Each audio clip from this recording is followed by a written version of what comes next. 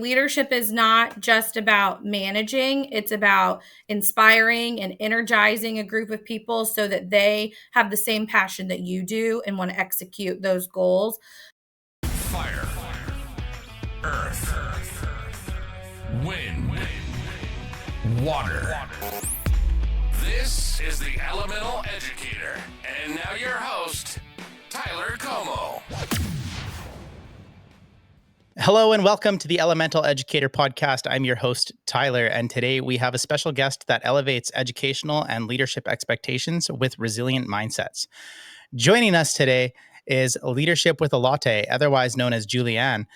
Julianne dives into the realities of educational leadership through the lens of resilience and perseverance. A charter school principal from South Carolina who embodies grace and grit in her leadership journey, Julianne's dedication to overcoming obstacles and fostering resilience is not only inspiring, but essential in navigating the complexities of educational leadership. Welcome to the Elemental Educator Podcast, Julianne. It's a pleasure to have you here. Thanks so much for having me. Absolutely. I want to start by unpacking, how did you get to where you are now?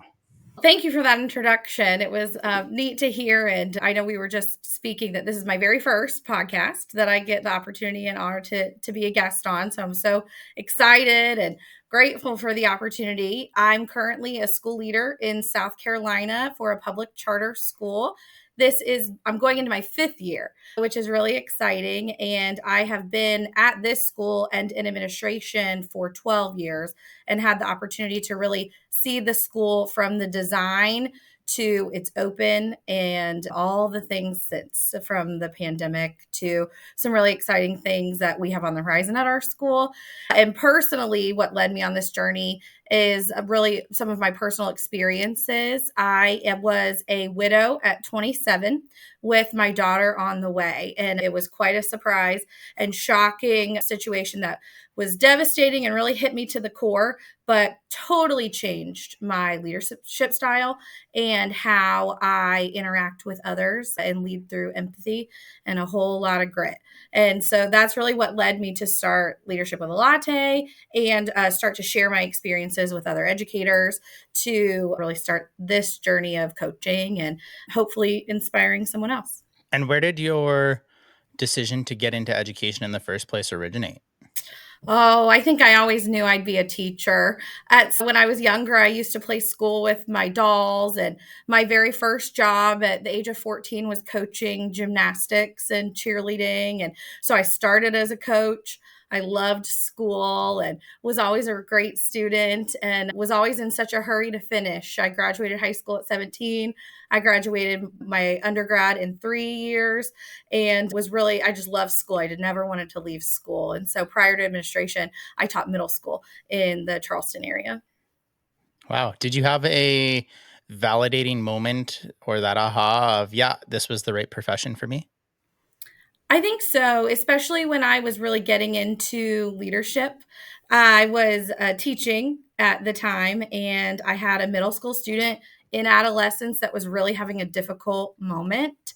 She was really struggling with what we were working on, and it was a moment where I needed to have a critical conversation with her. And so we stepped into the hallway to talk privately. And little did I know at the time, one of the administrators for the school was down the hall listening in to the conversation that we had. And I was really just there to motivate her and encourage her to get back in there and to say, I believe in you and you can do it. And on our way back into the room, the administrator approached me and said, "Who taught you how to say that? Who taught you how to do that? You need to go into administration." And that was a really cool moment.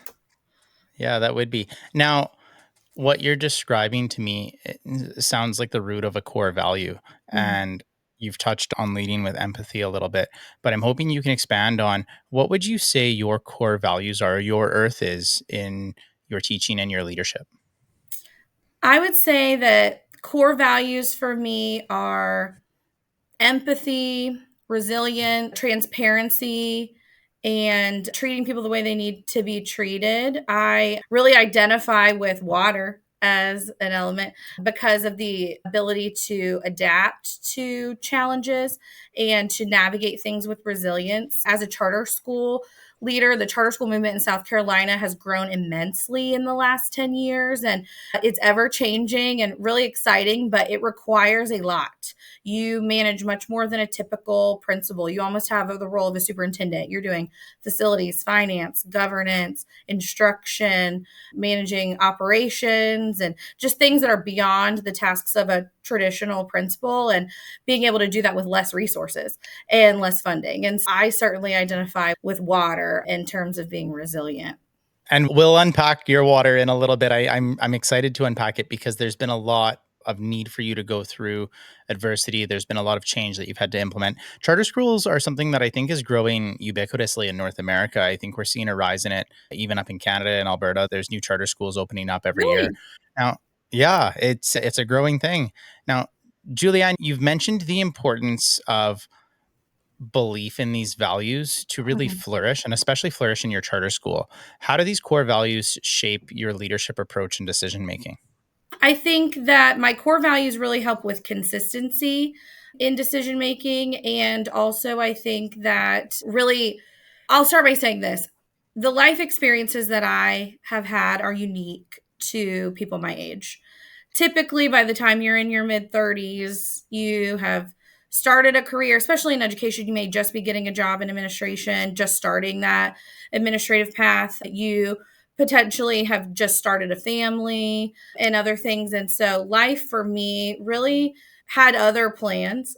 And so going through some of the things that I went through personally, especially loss on that level at such a young age, and then immediately diving into being a single mom and an administrator in a charter school, there were a lot of things that really tested my core values. And so I think that as it relates to empathy and resilience, experienced a lot of life that not everybody necessarily has at the age of 35. I just turned 35 last week, which is crazy. And the ability to take those experiences and leverage them into my leadership strategies is something that I think has been a strength of mine, especially because I came into the administrative scene right before the pandemic, right before COVID. And it really showed me a lot too about building trust with others, to be inspiring and motivating to a team, to build credibility by producing outcomes for others, and to be consistent in decision making. And so I think that aligns as well with the mission and vision of the school that I'm in as well, linking that to my core values, and ultimately with the ultimate goal of empowering students. And so to take those experiences that I've had in my life and to help build up educators, to use them to develop great teams and start initiatives. But ultimately, the ultimate goal is to benefit and empower. And I think something important to note too is you had mentioned earlier, one of your core values, one piece of your earth is transparency. And along that whole way in your decision making process, you're bringing clarity to everybody around you, but you're also establishing credibility. And you mentioned the trust, you mentioned the inspiring and the consistent decision making. In that transparency being a core value, it's probably very effective in getting buy-in and ownership from the people around you that you are leading through. So in what ways does your background influence the educational environment you strive to create at your school? My background has really instilled in me the importance of creating a sense of belonging for every student. I strive to build a school environment where students feel safe and supported and have strong relationships that encourages open dialogue and conversation, student voice, and also making sure that our policies and procedures really promote equity and inclusion. And the things that I've gone through have really helped me understand the value of community and the importance of building strong partnerships with families and community members. The situations that I went through personally, as well as the many trials and things we went through to open our charter school showed me how important a strong community is and strong community partners and collaboration between those, because it gives us the ability to meet the needs of our students, especially in charter schools where we have gaps in funding and resources. And I would say my leadership style is influenced by values of collaboration, respect, and empathy. I believe in leading with passion and understanding. And this approach helps me really try to build positive school culture. There's so many things in that answer that we'll come back to full circle here in a bit when we start to unpack the air element, the water element, and the fire element, because all of those elements exist in everything you just laid out there for me. Can you share, though, a specific example of how your core values guided you through a challenging decision or situation, maybe within your role as a charter school leader? Sure, I'm happy to. A few years ago, our school faced a challenge improving student outcomes and also enhancing our professional growth and professional development within the building. We recognized that the goals were really interlinked. We had to grow our professionals in order to grow our students. And also, we focused on resource allocation for that, trying to make sure that we were able to provide what we needed and what the school needed and what the students needed. And so we took a three-pronged approach as we worked to enhance the skills in our faculty, especially for the post-pandemic child. There were many gaps to fill. And so we did a couple of strategic things. The first thing we did was we hired curriculum coaches and interventionists and allocated resources for them. My school particularly is kindergarten through 12th grade. So that's everybody. And we actually have a preschool next door. So age 3 through 12th grade. And that's a lot. That's everybody. And so we were able to allocate resources for both our and our upper students through those, and having not just one coach, but a specialist in lower school and a specialist in upper school. And that was hugely to our advantage to help with personalized instruction and differentiation for students. Then we really focused on professional development for all of our teachers. As a school that's K-12, we have a very diverse faculty and staff, not only in their years of experience, but also their subject matter and background knowledge. And so we really focused on a differentiated approach with them as well. And so instead of one size fits all PD, we said that really doesn't work for everybody. And so we developed specific plans, a multi-year plan to support, whether it's new teachers having certain trainings and veteran teachers, different ones, or subject specific or age specific. We really tried to empower teachers with that and provided financial resources if they wanted to seek a different professional development as well. And then we developed a career ladder for teachers that included roles for them to have a voice. So department heads, team leads, curriculum coaches, interventionists, and really tried to find pathways for their growth in teacher leadership as well, because we had many experts we have many experts in our building, which we're so blessed to have, so they could share that knowledge with others. And so really we tried to leverage their expertise and enhance the overall quality of instruction. And we have seen big increases in report card ratings and achievement overall. So it's really exciting. That's awesome. And the whole time you were talking there, my head was going, this is rooted in this value. This is rooted in this value. Like your career ladder that you've implemented, that's rooted in your empowering others core values of giving opportunity to those around you. Now, from that story, though, it's quite clear that this is where we're going to segue from the earth element to the air element. We're going to talk about some of the adversity faced, because leading a charter school involves a lot of responsibility, but often some scrutiny, some pushbacks, some moments of adversity. So how do you navigate the challenges and criticism while maintaining focus on your school's goals? Well, first, that's a great question, because charter school leaders, including myself, are no stranger to scrutiny from stakeholders. I think we've all experienced this at some point in our careers. And leadership and leading a charter school is truly a significant responsibility and can challenge you in ways that maybe you didn't anticipate when you were going through your educator programs at the collegiate level. And for me personally, staying mission driven and focusing on the big picture really is what helps to try not to get in the minutia, as well as surrounding myself with a strong network of leaders district staff, my administrative team and leadership team are awesome to come together when the going gets tough, certainly. And there are some things that we do to be preventative as it comes to criticism and scrutiny, and things that I try to do personally. One of those is to always have an open door policy and open forums to listen to concerns and give parents and families a voice and invite them in to partner with us. I really believe it takes the village to raise a child. And so we do that. To present and share our data publicly is something that is important for us to try to help navigate some of those challenges and put it out there for families so that there's not a guessing game. We do a lot of the legwork there and help them understand where we're at educationally. And I'm proud to say we're the highest performing school in our area, which is really exciting, but it took a while to get there. And so making sure that we had transparency in our data was important. We always try to showcase student success stories and highlight those. We do a lot of that on social media. And also we try to have student involvement in the building. For example, for an 8th grade graduation, for example, we might have an alumni come back and give that keynote speech. So they have the opportunity to see success in a student directly from our school. And of course, are always doing school improvement, continuous school improvement plans. And so I think by addressing things with transparency and demonstrating the benefits of our approach, we were able to get broader community support and a lot of community partnerships that really help us bridge the gap in special programs and things like athletics. And so I'd say I'm a huge coffee fan. A really strong latte on a tough day helps with scrutiny and some of those challenges. And that's my go to give me a little kick of energy. The staff knows if they see a Starbucks delivery coming in, I'm ready. So let's take a moment and unpack that a little bit. What is Leadership with a Latte? So Leadership with a Latte is my blog that just kicked off this January.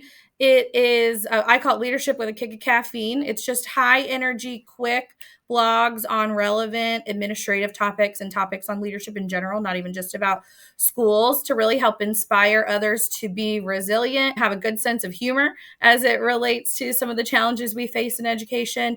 And they're quick, high energy tips that you can do while you drink your cup of coffee. And I am a coffee addict, self-proclaimed. It's right here. Always. But what's the best way to have a coffee? The best way? Oh, I'm a caramel latte girl, but this is black. This is just black coffee. Yeah, that's same here. Yeah, just black. Nothing wrong with it. Okay, so first of all, where can people find Leadership with a Latte?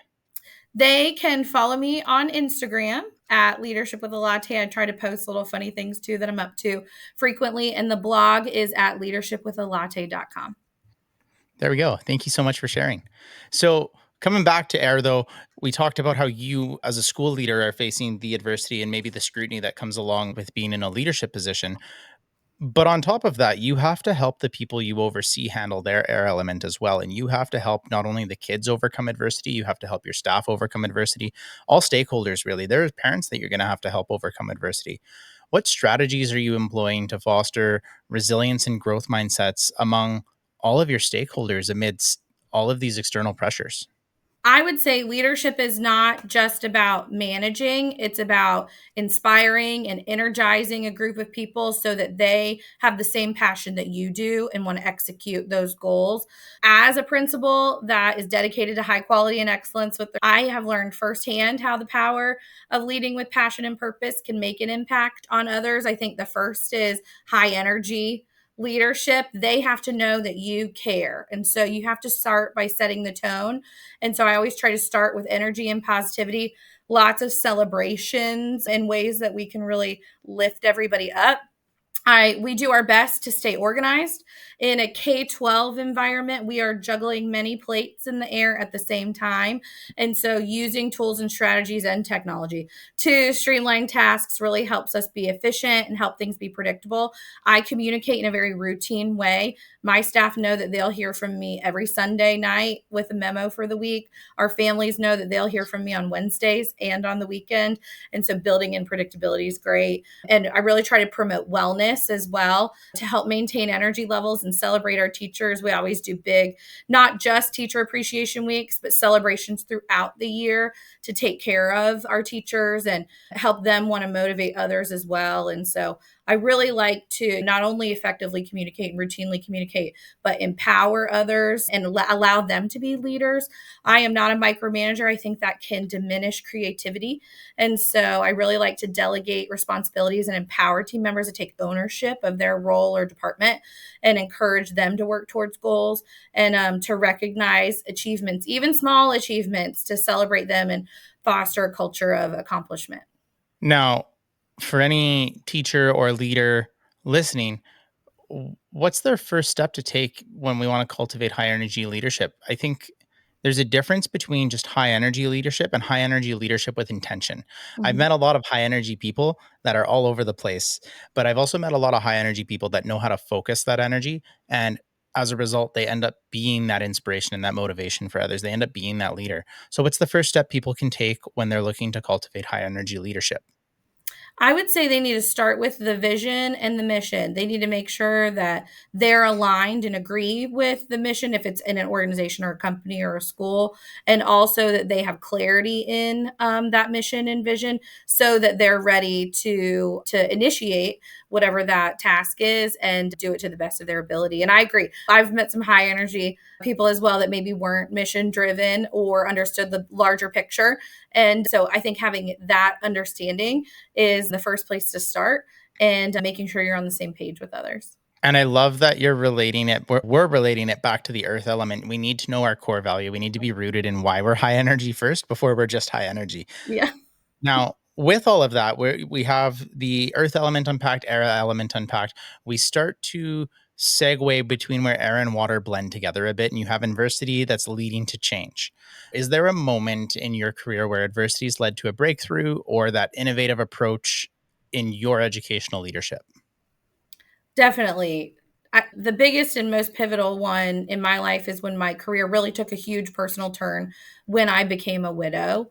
I was the assistant principal at the time and still had a lot of responsibility as a leader. And I lost my spouse very quickly to cancer. And it was a very difficult and life changing moment. And at the time, and I think grief always comes in waves, but at the time I thought it was so overwhelming. And what am I going to do? How am I going to be able to maintain my professional responsibilities, and moved into a single income household overnight? And so there was a lot of pressure to make a decision about how I was going to respond to all of these things. And I was about 7 months pregnant, so my daughter on the way. And so it was a life-changing, profound moment. But it brought me later so much clarity and strength because it helped me understand the true meaning of empathy and the importance of creating a supportive and compassionate environment at work. My coworkers, the leader that was the principal at the time, the district staff, everybody just surrounded me with support. It was incredible. And that opportunity gave me the fuel to navigate professional responsibilities and a different level of grace. I will say it totally changed my leadership style. Before I had that type of experience, I was definitely more harsh and edgy as a leader. I didn't seek first to understand before being understood. And it was crucial for me to be present for the staff and students and also to show them that it's possible to endure a hardship and still lead with integrity and optimism. And so I found that sharing my vulnerability with my team too just really helped foster deep connections and a strong sense of community within our school, and showed them it's okay to struggle, but we can support each other through those difficult times. And that's what really led to my leadership. Shortly thereafter, I took on the role of the school leader and was ready to take on more responsibility and to use those experiences that I had to make a bigger impact. And I really try to do that with two things. And I always call it grace and grit. Grace, trying to approach every situation with kindness and composure, to treat everyone with respect and understanding, even when making really tough decisions, and to be steady during difficult times. The charter movement sometimes can have a big ebb and flow, and being that steady hand during those times is so important for a staff because they have that trust in you, and being able to offer reassurance and direction without losing sight of the overall mission and goal. And grit is just perseverance and passion. So that's the relentless pursuit of excellence, the Energizer bunny, if you will, even when odds are stacked against you. And that's really what drives me to advocate for students and staff and to push me to seek innovative solutions to really complex problems and remain committed to our mission no matter how challenging the circumstance. I love that. There's so much more to just continue unpacking within what you just said. I like the 7 habits reference of seeking to understand before being understood as well. A big part of that is you're so right. You have to be rooted in collecting information around you before you go and just make all these decisions. I'm hearing you were a bit of a hard ass before this all unfolded to lead with empathy and with some grace and grit. But it's nice to hear that even your philosophy here of leading with grace and grit, that's rooted back to your core value. That's rooted back to your earth. Now, I don't know if you have the answer for this, but how are you leading with grace and grit so that your teachers, your students lead with grace and grit? I think really not only being transparent, but and very intentional with things, but not being afraid to share your vulnerability with others and help them understand the why behind decisions that you make. I really value time as well for teachers and staff. The educational world is so demanding, and so when I spend time on something, I'm really going to invest in it and do that with quality. And so whether that's one-on-one time with a teacher, oftentimes when they even come in here for a one-on-one with me, I will get up from behind my desk and sit next to them. I will not sit behind my desk for the status and things like that. I believe in giving them grace if they are having a struggle with something, because I've been there and I know what that's, as long as, and especially when the grit is there, people are allowed to go through things. How can we support them through it? And so that's really my goal. And speaking of grit, Julianne, opening a charter school requires navigating a lot of requirements, a lot of funding needing to be secured. How did you approach these challenges and what lessons did you learn from the process? It's a great question. I had the privilege of being on a leadership team at the very open of our charter school about 12 years ago. And it was a tremendous growth experience for me, as I had only ever been in traditional public school education prior to that. And seeing the full process of a school opening and learning from experts in the community and the principal at the time here, people do not always realize the complicated nature of opening a charter school and all the things that go into it. It's so much more than you think. And so initially, we really just studied state and local charter school laws and regulations to know all the legal requirements. Of course, we went through the application process, consulted with experts, seeking advice from individuals who had success in that in the past. And back then, there weren't as many charter schools in South Carolina.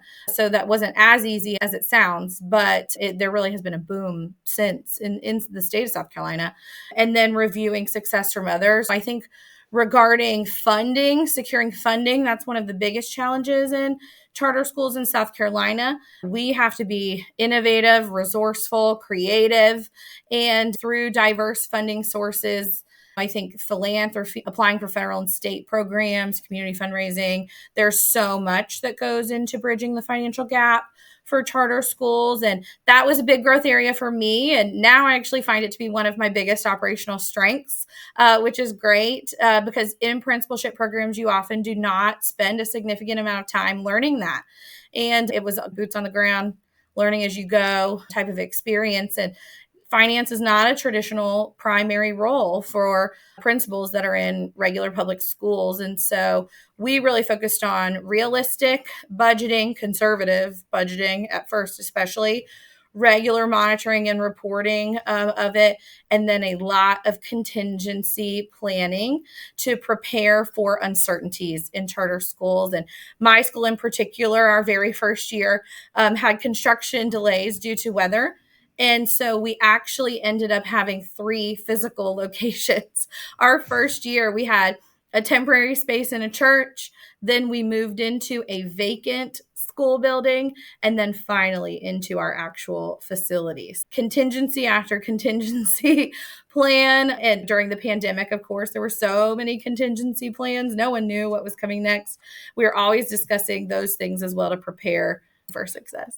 It's a lot of air and water just blended together. I'm hoping to shift towards just talking about our water element a little bit and the change process. What steps have you taken to implement inclusive practices and support diversity within your charter school community? Really, I would say getting out into the community. We participate in tons of school events, engaging in fairs, back to school nights, partnerships with local churches and businesses. We talked about having an open door policy, lots of tours and things like that. So we really try to have our doors open.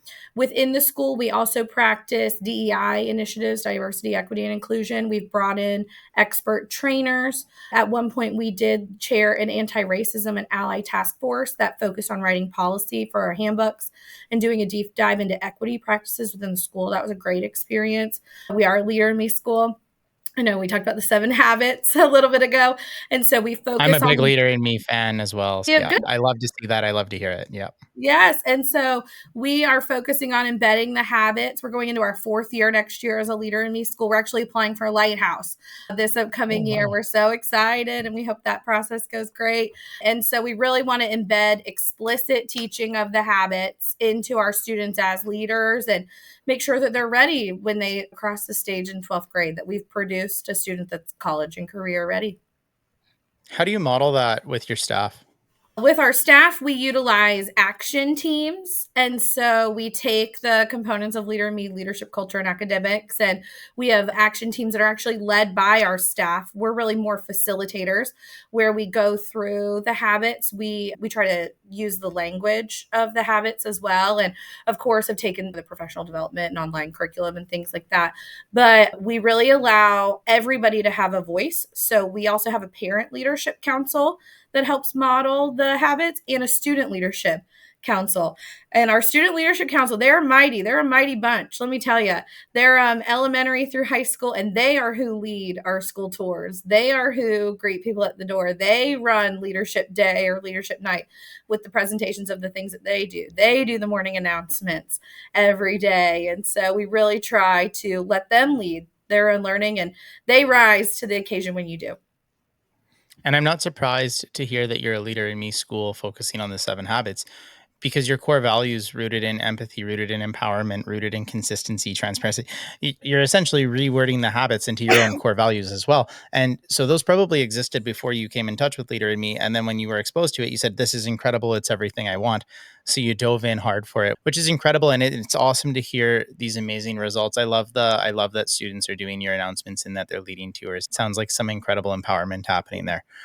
Can you share an example where your advocacy efforts for your charter school resulted in positive changes or greater support from your stakeholders in your community? Sure. Just this April, we were buzzing with excitement to share about a recent international adventure. 30 of us went across the pond to London with an immersive experience in educational exploration. So it was myself, one of my assistant principals, and 28 other district staff and principals across the state of South Carolina. We had the opportunity to spend a week in London and tour 3 remarkable schools, 3 of the top 5 schools in the country, which was really amazing. And let me tell you, the experience was nothing short of incredible. We had not only great opportunities to be together and explore, but to gain global perspective and to see that a lot of the things that are taking place in education there are not so different than they are here, which was really interesting to see some of the common ties between schools. And there, they don't have charter schools. They say free schools, I believe, in London. And we talked about the free school movement as well and how that relates, and really had the opportunity to cross-pollinate and share ideas, and for our group that attended together to really get outside of our own specific departments, to break down silos where sometimes we operate in isolation. There might be a curriculum coach on the trip, a principal, a district staff that all had the opportunity to collaborate together. That was amazing. We had amazing professional development, got to learn about the culture there, which was great. We took lots of tips and follow-up pieces back to our schools to network and develop connections. We actually had the amazing opportunity to attend some sessions at Parliament and meet with 3 MPs, members of Parliament at the time, and it was incredible. We had the chance to sit down in sessions with them and talk to them about what was going on in education there and what their needs were, and share advocacy and hear their support for us and ours for them. And building those connections was incredible to learn about fresh perspective. And most of all, with the advocacy, we also had the opportunity to build collective efficacy within our group to give confidence and really successfully execute actions within our district to overcome challenges and make meaningful contributions together to our schools. And so we really had the opportunity to explore and understand that collaboration and mutual support is essential in the charter movement to achieve success, because it can really play a crucial role in community development, organizational settings, us being able to rely on each other, because each of our schools really operate independently. So the ability to connect and build that network was an unbelievable opportunity. And as school leaders, we've never been closer. Our group actually still has a group chat going, and everybody checks in. What are you doing for this? Tell me about your this, and celebrates wins and things like that. And the experience has also gotten a good bit of attention positively as well, which is really exciting in the media. It's been published in 4 or 5 South Carolina publications and newspapers. We make great connections with the schools there and are looking at even partnerships for pen pals and different things for our students, which is so cool, and many more things to come. So it was an incredible experience. Wow, that does sound incredible. I love the reference to collective teacher efficacy, because if you follow the research of John Hattie et al. And you look at his visible learning matrix, collective efficacy is huge when it comes to optimizing educational norms and what learning looks like for kids. To have that group, and that you had it because they're still messaging each other, just like you said, keeping the conversation going. You have a bunch of people that have bought in. That sounds like quite an incredible experience. Yes. And I might have to pick your brain later and get in on this pen pal deal here. We got some kids that might be looking for some pen pals up in Canada. Down to you. That would be amazing. That would be great. Yeah, we are bridging though. This talk about change. It also sounds like there's risks in here, and I call them risks because they're really just decisions that you're making along the way. But what kind of risks have you had to take to be innovative and improve educational outcomes for your students? I think being a charter school leader in itself is a risk in the educational climate in South Carolina, from building relationships and trust and community with your local board to high visibility and very high accountability for the leaders. Within the school, I do think personally I have taken risks in developing new programs and initiatives, including increasing our physical footprint, finding creative ways to build on to our school or add modulars and things like that. We have created career and technical education programs that support college and career readiness. Our newest is a fashion and construction program, which is so fun, but we also have many others, from culinary arts and digital art and design to agriculture. We have a farm in the back, goats and chickens and all the things, and really being innovative with those programs, grant writing to really help bridge some of the financial gaps to implement those, because they require a lot, and to get return on investment for enrollment, really increasing enrollment and maintaining overall school health. And another risk that I took a couple of years ago that I thought had a great reward was developing a teacher care package. I had the opportunity to pitch that to our local board about 4 years ago, looking at recruitment and retention solutions during the statewide teacher shortage. I'm not sure if there was a shortage in Canada, but there definitely was here.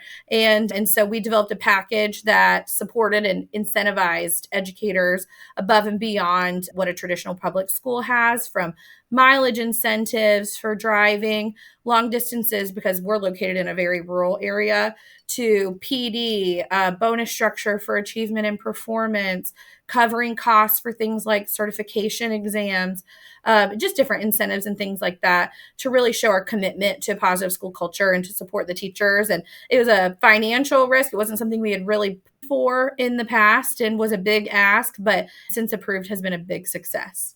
So, how do you balance the risk of educational innovation with that responsibility of ensuring academic excellence and accountability? That's the charter way in South Carolina. Innovation, autonomy, and accountability are really the forefront of our initiatives. And it's a blessing and advantage as well as a challenge because we have the ability to have autonomy, make those decisions, find solutions in real time, and implement change without all the red tape. But we also have every bit of accountability. And oftentimes we have even more. Not only are we not free of accountability, but we're held to the same state report card standards and federal and state reporting as traditional public schools, sometimes more. And our schools have to complete accountability tasks that typically might be done at the district level in a traditional school system. And we do all of these things independently with less funding, less access to resources, and still manage the other operational tasks.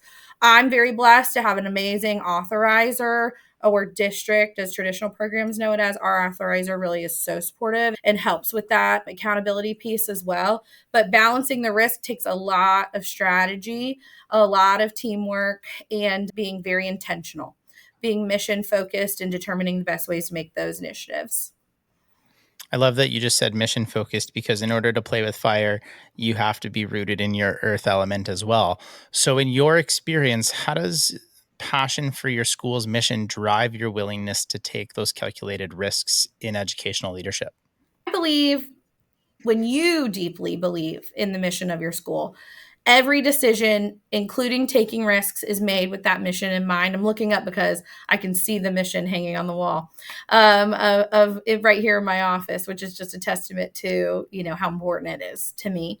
For our charter school, our mission revolves around providing high quality education and a community of lifelong learners. And the commitment makes it easier to justify to take calculated risks as long as it aligns to the mission. And I also really believe that passion fuels innovation, and to provide the best education for our students, we often need to step outside of our comfort zones and try new approaches, whether it's new technology, a new method, professional development, or rethinking a structure. I think the first thing that we do, our leadership team, is we go back to the charter, which is where all of our mission and vision work is. And we look at it and the intent of it as written before we move forward with anything new. Thank you for sharing.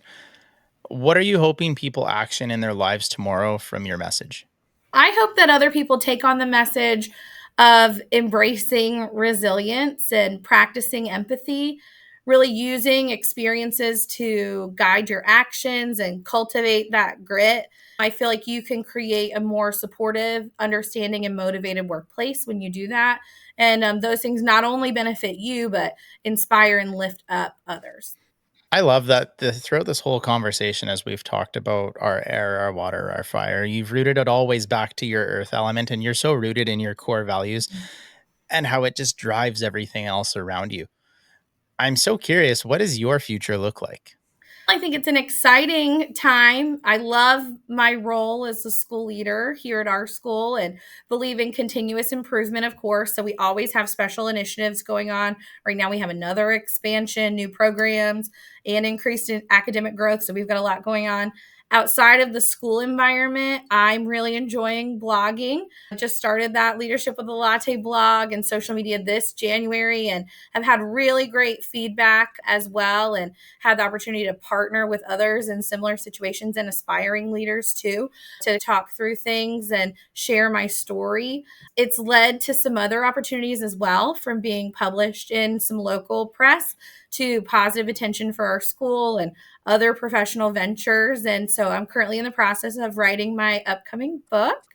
It's called Cup of Congratulations. Courage. Thank you. Thank you. I'm so excited. And it's called Cup of Courage, The Key to Leading with Grace and Grit. And I'm very excited to be on that journey as well, and to be connecting with other leaders across the nation and internationally as well in the educational sector, and to have the opportunity to share what I've learned to maybe make an impact on even one person would be great. Absolutely. And so we've got the blog, we've got the book coming out, and then I'm sure we'll get the podcast coming out at some point here. We'll work towards it. I know you said this was your first one, but maybe this is the kickstart to something really powerful on your end as well. You never know. Never know. Okay, we are getting close to the end of this. One of my favorite questions I get to ask is, what advice would you give anyone listening right now that's struggling with adversity? I'll give you a little coffee humor here. Advice I would give is embrace the grind and to brew strength in adversity, to come out stronger on the other side of things, and don't be afraid to be bold, to just have faith in yourself, to turn towards a challenge and persevere, because when you do, you find out you're capable of so much more than when. I would just say stay encouraged and have faith. I love that we prefaced it with brew strength and adversity as a little pun for coffee, because if coffee's not working for you, you could turn to something else where that you brew and figure out how it works. Amen. Julianne, it has been such a pleasure to have you on the Elemental Educator podcast. I hope in some due time we get to do another round of episodes here, but I can't thank you enough for taking the time to join me today. Thank you so much. You've been listening to the Elemental Educator. We hope you've enjoyed the show. Make sure to like, rate, review, and subscribe. We'll be back soon, but in the meantime, find us on Instagram, Facebook, and X at Elemental Educator.